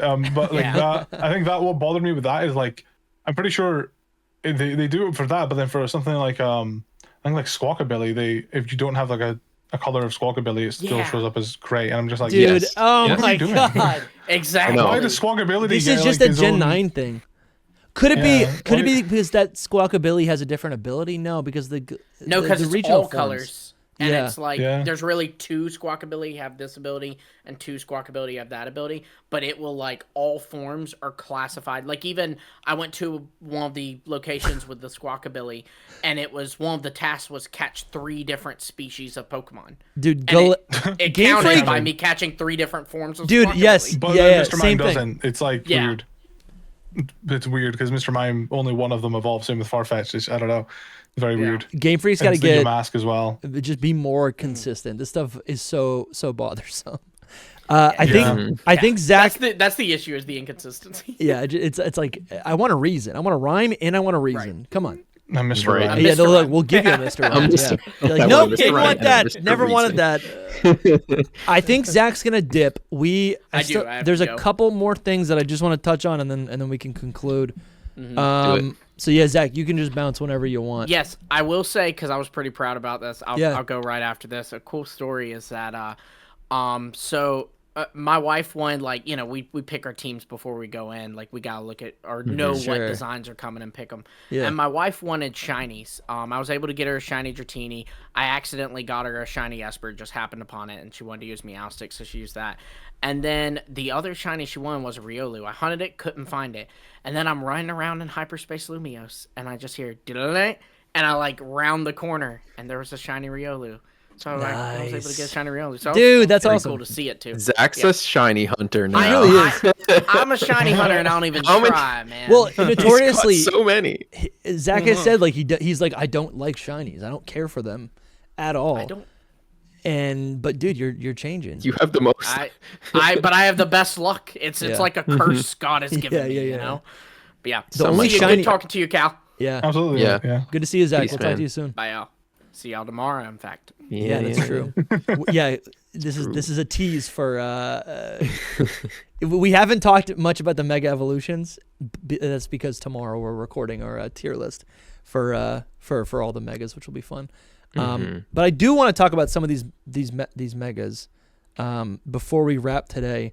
But before that, the one thing that I did want to say, one of the conversations we were having on our last episode was like the fact that these pockets of hyperspace are actually like the locations are actually pretty small. They're small fragments of Lumios. But as I've continued to play, there's actually like bigger and bigger locations, which was kind of surprising. And also, and again, I don't know how big they will end up getting. I don't know if they'll keep getting bigger, but it was pretty, I don't know, it was pretty exciting to see like a massive area. And I've also noticed certain, like, it's like the location of hyperspace Lumios that I end up in, I think it's starting to correspond with where the portal is. Have you guys noticed that? Like if I'm by the water, it'll be like a water location. If I'm by a bridge, I think it'll I be a thought that at bridgey first, location. but I think I thought at first. I think like I've started seeing that less and less. Okay. Honestly, I'm not sure. It might. I don't know. There might be some merit, but I don't know. Yeah, no. There's some honestly some really large areas that like you really struggle to actually like explore the full area. Yeah. Honestly, like and actually able to like get everything there and also complete all the tasks. Like there's some areas that are just that big. And that's cool. I like that. You got to like bring your best donut for that. And, you know. Because there's a lot of space to actually traverse. I've also like, I don't know about you guys, but like I have had no interest in doing any of the battles, like any of the battle hyperspace. Yes, I agree. Locations. I just mentioned that today on stream. I was like, I don't really want to do these ones. Like this is more ZA Royale. I just want to catch you know. Pokemon. Yeah, but, exactly. Yeah, catch Pokemon. Honestly, they're tough though. Really good for rewards though. Like I mean, right. Yeah. Mostly. Like, I did a couple last night because of the rewards. I was like, I need to get some stuff. Yeah. No, like if I'm running low on bottle caps, that's where you're gonna go. They're really good for that. So people were giving me. I don't mind them in that regard. I was getting berries as well. Like, I was shocked. I was honestly shocked at the rewards. No, yeah, that's why I feel like this DLC feels very final for ZA. I feel like it's the last the first and only DLC we'll get for this game. Yeah. I don't think there's any reason for them to make another. Maybe we'll hear more from these characters in games like Masters or maybe like other games. But I think this is where this one ends, and because like just because of the like, they're just like, oh, bottle caps were annoying to get. Yeah, here they're so much easier to get now. You know, and I figured the DLC would fix the problem. I think that's what I was always saying. Is like I hope the DLC fixes my issue with bottle caps and stuff like that. Because I was trading people apricot balls for bottle caps. Just because I was like, I need bottle caps. Yeah, I was like, I need bottle caps, man. I need them. Dude, I'll give you a but now they're so easy to come by. Yeah. No, I mean I agree. There's also all the mythicals that you can get at the end and legendaries. It's like these are things that they do when that's the end of the game essentially. So pretty much. Which I'm looking forward to. So, do you know like how much? Like you said, you're doing a tier list of the megas tomorrow. Are you gonna like try and finish the game tonight, or like what are you? Do you know them or? Yeah, I don't want to spoil anyone who's like listening, but like I've seen. I looked at the list of megas like when that dropped, like the morning of. I don't care. I don't know. Yeah, I guess it's just I wanted to. It's hard to not look at the. No, for sure. New Pokemon, I get it. But I don't know the story. No. I mean, it's also like I like heard whispers, from like people just passing comments, so I kind of had a big idea of what would maybe. Because you streamed on your channel day one. Yeah, and I avoided a lot, but then like I would open Twitter and it'd just be like, this guy, and I was just like, oh my god. fault. This guy right here. No, I'm trying to be like spoiler conscious because I think like people that are getting older, people don't have. I mean, they've dropped it like on a Wednesday. I mean, it was technically like Tuesday afternoon or Tuesday evening. Yeah, they dropped it on a Tuesday evening. Literally that day, I had to do like my day job. I was like, you got to be kidding me. It was like something I scheduled a month out, or it was 2 months out before the DLC like was even announced or whatever. I was like, you gotta be kidding me. You gotta be kidding me. It was so funny. Yeah, no, like they genuinely just, it's just. I put my phone on airplane mode. I was like, I do not want to be spoiled. I'm like, I gotta just stay offline. Yeah, I do think seeing, I don't mind as much. I think more so for Mega Evolutions, I don't mind as much knowing we'll get to Mega Evolution. I think I don't want to know the design because I want to be able to like, whoa, And it was nice. I mean, like we had a list of like the Pokemon that were going to get the new megas, but it was really, really nice to have a list, but not descriptions. That was so nice. Yeah. Because then we could just, I mean, then it's like, it could be anything. That's more of how it should be. Yeah. I think the only one I think I like I knew about was pretty much like Scovillain, because I had a friend that just kept talking about it, and I was just like, I don't know if this is even real or not. I don't know if they're just joking or if it's actually a leak. I don't know. Right. I don't know what's the truth. And then there he was, and actually my first shiny in the DLC was a Capsicid. Ooh, Yeah, that's a good one. So I was very happy because I didn't actually know if he had a mega or not. But I assumed he did because my friend kept talking about it. When I go to card shops and I'm just like making small talk with just like literal strangers to me, like I love talking about Pokemon because they'll bring things up that I'm like, oh, like this is truly word of mouth. This is like a conversation that I thought was only possible 20 years ago before the internet. Like they'll be like, oh, you didn't hear? Like this new thing is happening, and I'm like, what? No, what? I think I would know. Like that's, but I play along. I'm like, wow, that's sick. I would love like Scizor Z. Yeah, that would be awesome or whatever, right? Like, Scizor Z. I need Xerneas Z. is getting a mega. That's sick. I can't wait. That sounds really great. I don't know what YouTuber you were watching, but I love it. It's a good idea. Oh yeah, I know. There's Pokemon Go YouTubers. I was into Pokemon Go for a bit. I've kind of fallen off a little bit again, but like they will just casually be like, yo, in the upcoming Pokemon game, it's been leaked that these guys might get Mega Evolutions. So maybe hold on to those. Hold on to your Bellsprouts because it's been leaked that Victory Bell will get a Mega Evolution. And lo and behold, you know, hold on to your Bellsprouts because he might be good in Pokemon Go in a few years from now. in 5 years. It's really funny that they do that, but it's really cool. Nice. But yeah, the megas are pretty sick. We're gonna. Oh yeah, what's up, Soul? I was gonna say, did you like Scovillains? Because it's interesting, yeah. Callum specifically. Oh right, oh yes, I like it a lot. It's very lizard shaped, so I like it a lot. Right. I kind of like that it's got a tie as well. It's like an evil villain. Like he's a Scovillain. He's a bad guy. He's like a mob boss. Like suit and tie. I don't know. I just think he's cool. He's kind of. It looks like Koraidon a little bit, like one of the heads. Yeah, that's cool. The hair of it. Yeah, I can see that. Yeah. I was wondering if that was intentional. Do you like it, Soul? I don't know, man. We're gonna talk about this tomorrow. Yeah, for sure. Yeah. I love it, but I was just because you told the story, I was like, maybe your reaction to it was gonna be like, I was so hyped. No, that's a good question. I was so hyped. Yeah. I kind of wish that was just its base form, if I'm being honest. Really? It's one of those megas where I'm like, this could just be it. Yeah, I literally put out a tweet about like so many people with Baxcalibur were like, this should have just been its base form, and I was like, you guys should be ready. I had not seen Scovillain, but I was like, you guys should be ready for many people to say the same thing about Scovillain and probably other ones as well. But Scovillain specifically, I was like, that's the one that people are going to say that about because it's Scovillain's base form, which I personally love so much. I love regular Scovillain, but it feels a little undercooked, a little tiny bit, but I love it still. And I think the mega elements, they just feel like I'm like, oh, this is a perfect progression, and it's still creative and it's still a little silly. The tricky thing about a mega is that you're just like, oh, it's not going to get bigger. This is just, it is what it is, you know? Yeah. For now. Sometimes they don't really. Yeah. Yeah, no, because I think that's kind of, has there been a mega evolution that just like really like takes the Pokemon from like 0 to like almost like an actual evolution besides like some of the Z megas?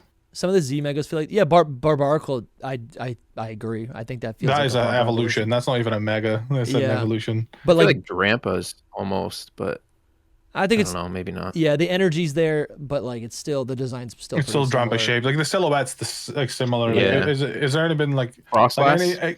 I guess megas that change the silhouette. Yeah, Frostlass is a good example. Yeah, even the because there's not that many megas that do that, but it feels like people really want them to. Charizard X, Lucario Z, Garchomp, something. You know. Yeah, you're one in the story. I'm pretty sure you would have been able to fight Golisopod by now, right?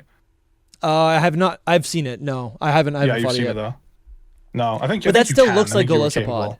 Like it. Yeah, that's what I mean. Like that one. That one. I put out a clip yesterday. Like he literally just looks. I didn't realize. I thought it was just standing like in attack form. Yeah. And I did not realize it was a mega until it said on the screen like Mega Golisopod, and I was like, whoa, hold on, wait, that's whoa.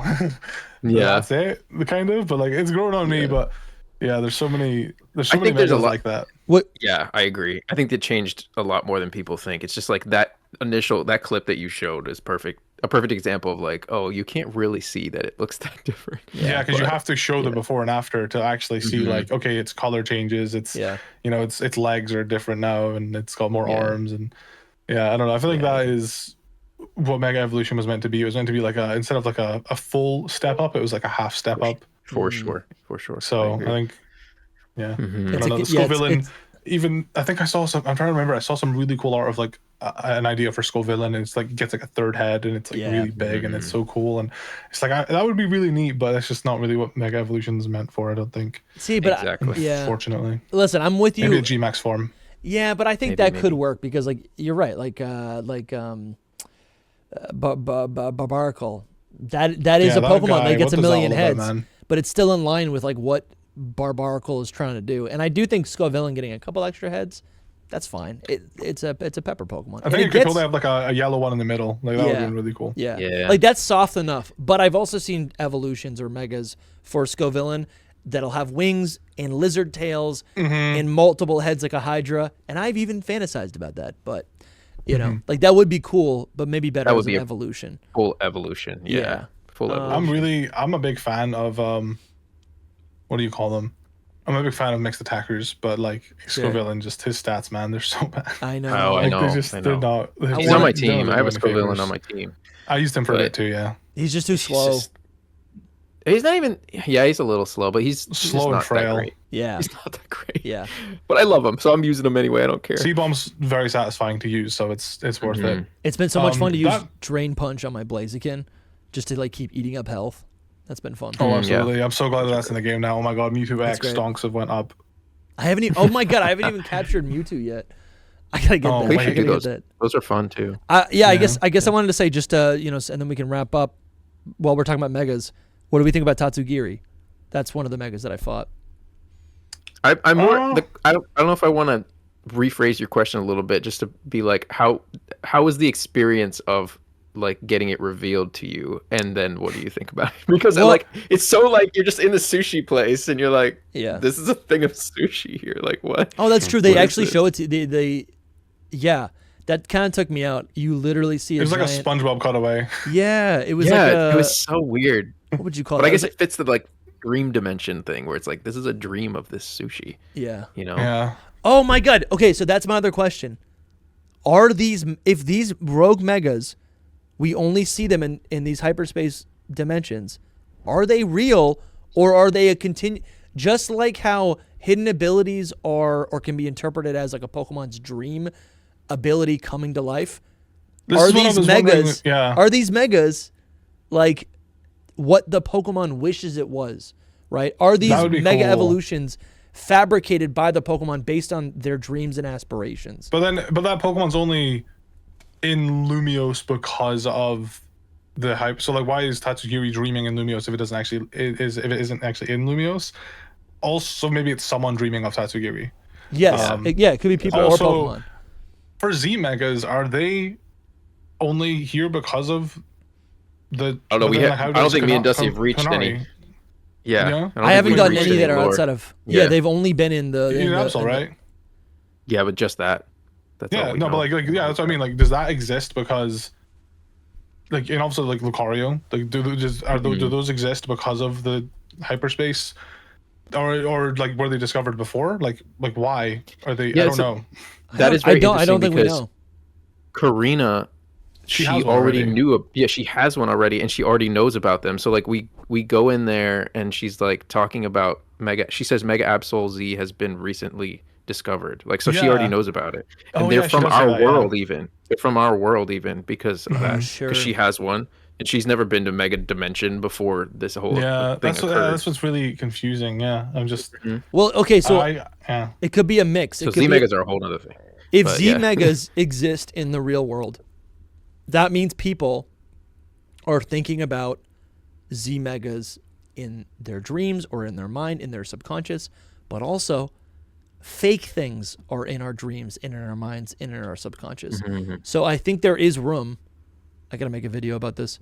I think there is room for. I don't know if there is room for some of them to be fabricated. I mean, you go for it. You make your video. I don't care.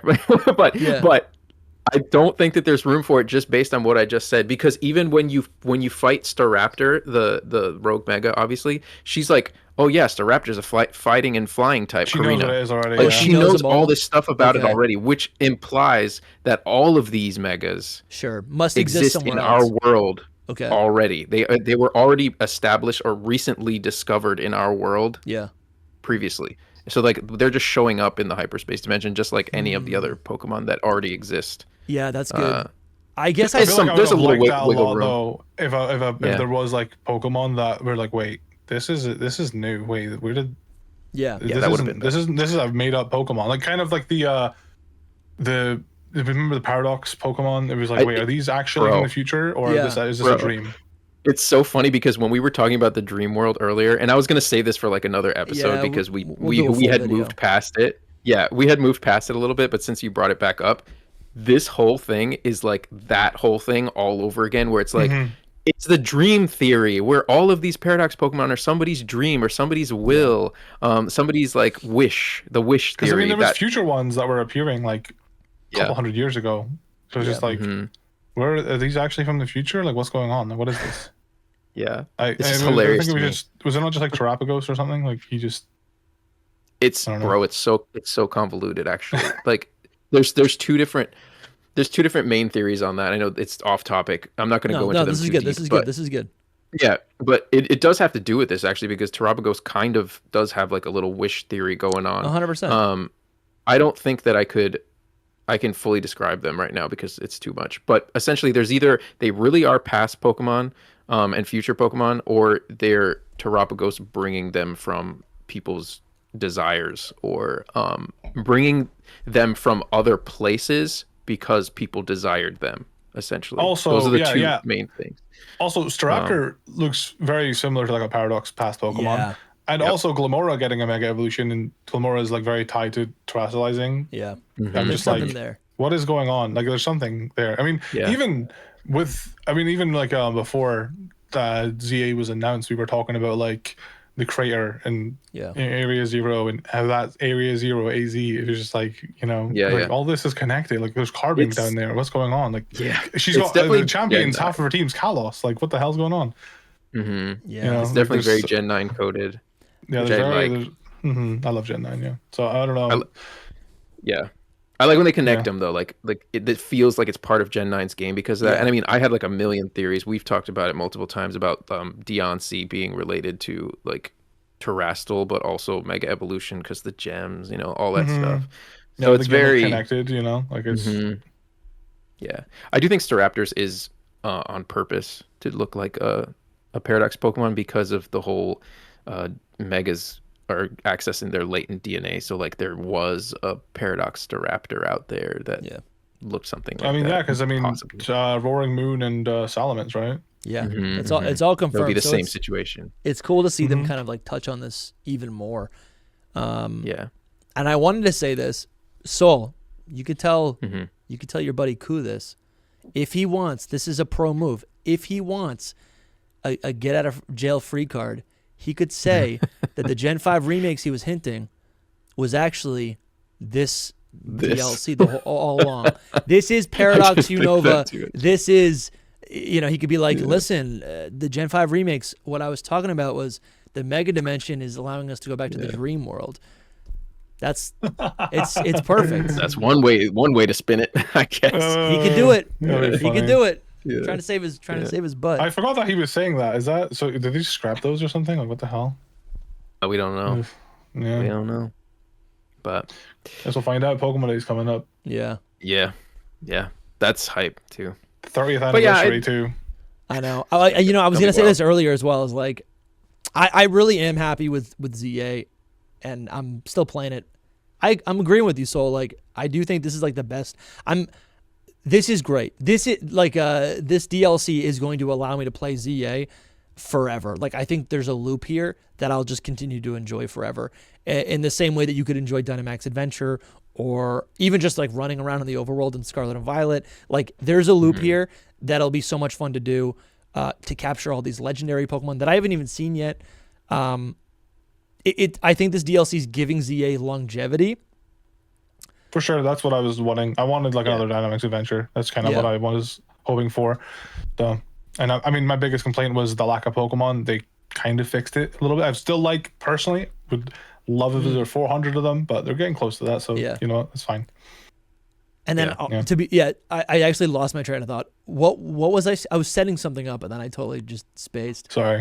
No. Before you jumped in, I forgot, and then I was like, oh, he saved me right there. Oh no. Okay. What were we talking about? You brought yourself back to it though. He saved you, but then that was it. You went back. What were we talking about? Oh shoot. I'm very bad at like remembering conversations. What we were talking about a longevity of the. Oh yeah. Of the game. So like the game is going to last for a long time. You're going to continue to play this until probably Pokemon Day, I would imagine. And what else are we gonna? That's what we're talking about. I thought it was gonna lead into something else. So regardless, I'm having fun. Yeah, then Pokopia is coming up. Yeah. Oh yeah, I know. True. That's true. That's gonna be fun to play around. So excited for that. And what do you guys think about Meowstic? Oh, beautiful. Oh, that's how you do like a combo mega. Yeah, for sure. For real. That is no Pyroar. I was gonna say better than Pyroar. That is no Pyroar. No, it's better. Yeah. I mean, I don't mind Mega Pyroar. Actually, I genuinely don't mind it. I think it's fine.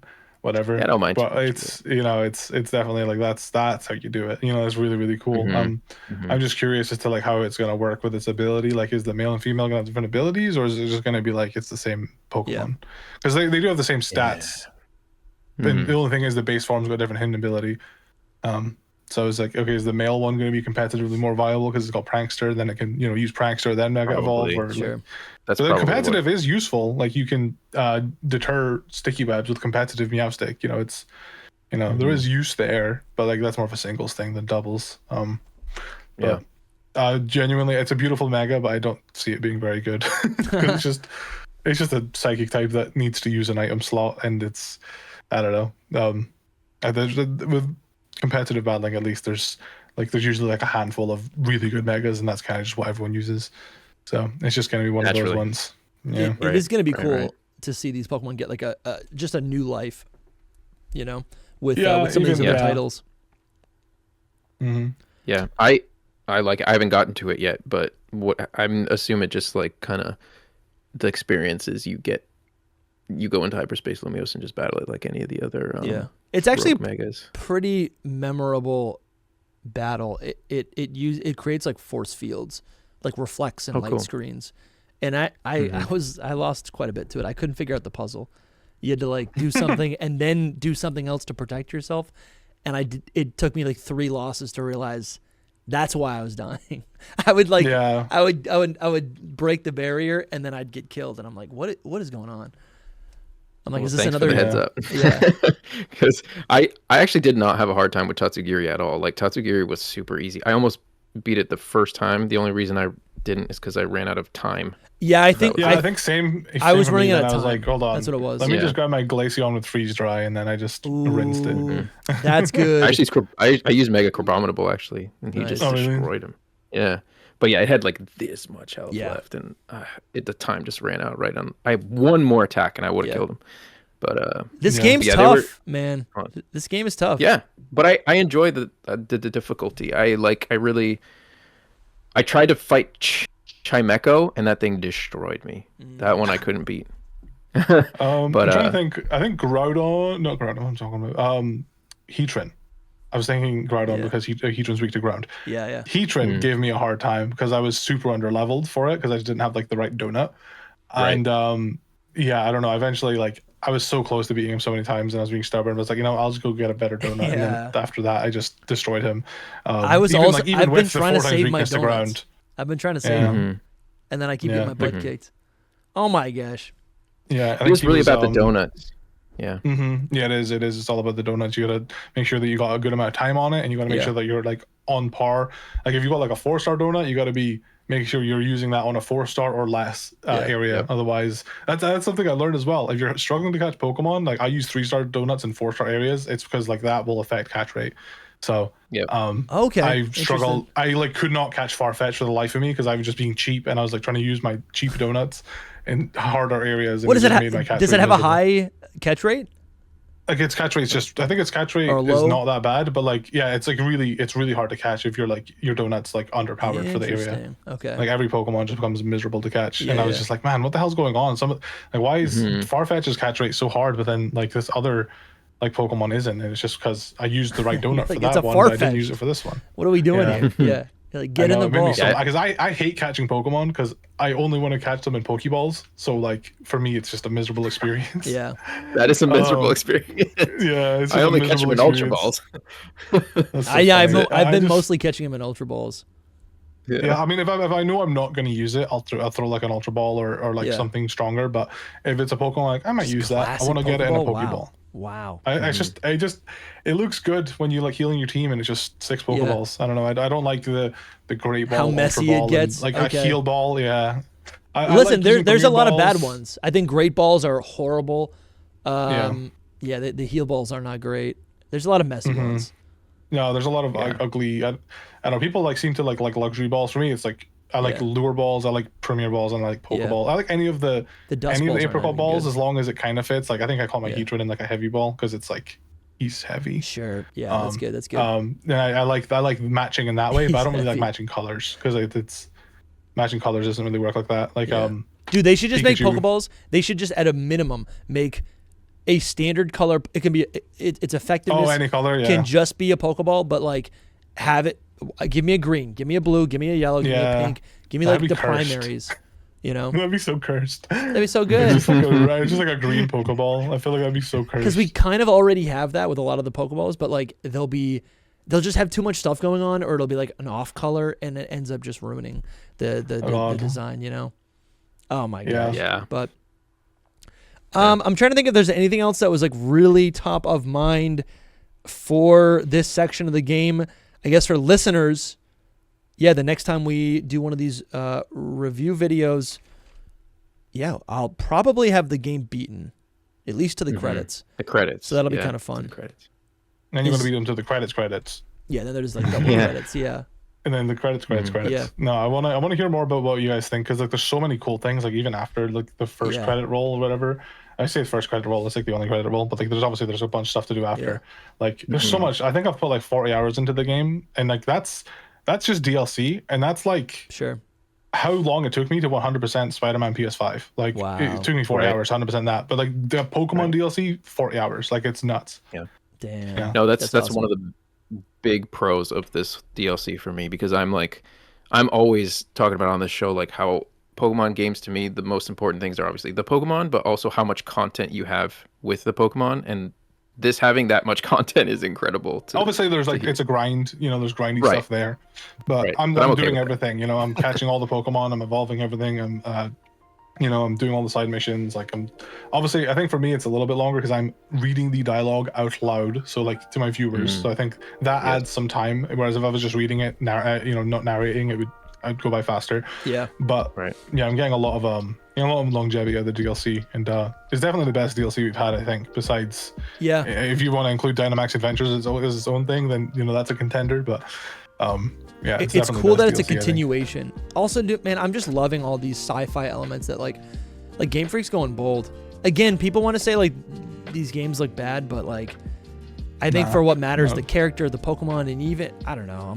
I'm really into some of these. They're just doing some weird stuff. I was gonna say, I was originally like, people were like, man, the ZA Pokemon look so much better than Scarlet and Violet ones. The Scarlet and Violet ones were beautiful, man. The textures were so cool, but like I think I'm definitely Team ZA in preference. Like part of that is the resolution and vibrant. Yeah. I do like the Scarlet and Violet textures, but like the difference between like Garchomp, if like Scarlet and Violet to ZA, it's like it's so much more bright and colorful now. And there even is still some textures. Like if you look at Tyranitar and ZA, he still does have some texture on him. He's not just like a flat color. But it's just it's a lot less like apparent, and he just I don't know. The ZA, that's the way Pokemon should look. I think they're very pretty. Yeah. I don't know. I really like the Scarlet and Violet. I do like them too, but I think I like the ZA textures. Damn. Just turn I'll have up to the go back saturation. and look. Scarlet and Violets, and that's what I'm good. I'll have to go back and look. Vibrancy. I'm not missing it at all. I caught a Cofagrigus, and I'm like, this thing is glowing. This thing is as shiny as any other Pokemon. It's so good. Yeah. There's something about like the shadows or the details of the ZA ones that just puts me off a bit. But I like the, I don't want to say cartoony because that's not what it is, but you know what I mean. It's less realism in ZA that I really enjoy. Yeah. So it's like if we could just mix the two a bit, then I'm good. Fair. I like it being cartoony. I like it being vivid.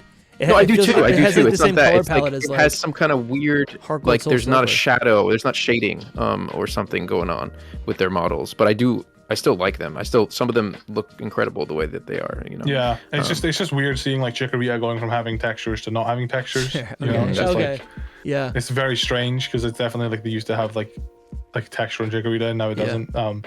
But like I think the Pokemon that need them, like Tyranitar for example, I think. Yeah, I'm liking it. I'm definitely Team ZA now. Originally, I was like, I don't know, guys. Scarlet and Violet's Pokemon models are beautiful, and they still are.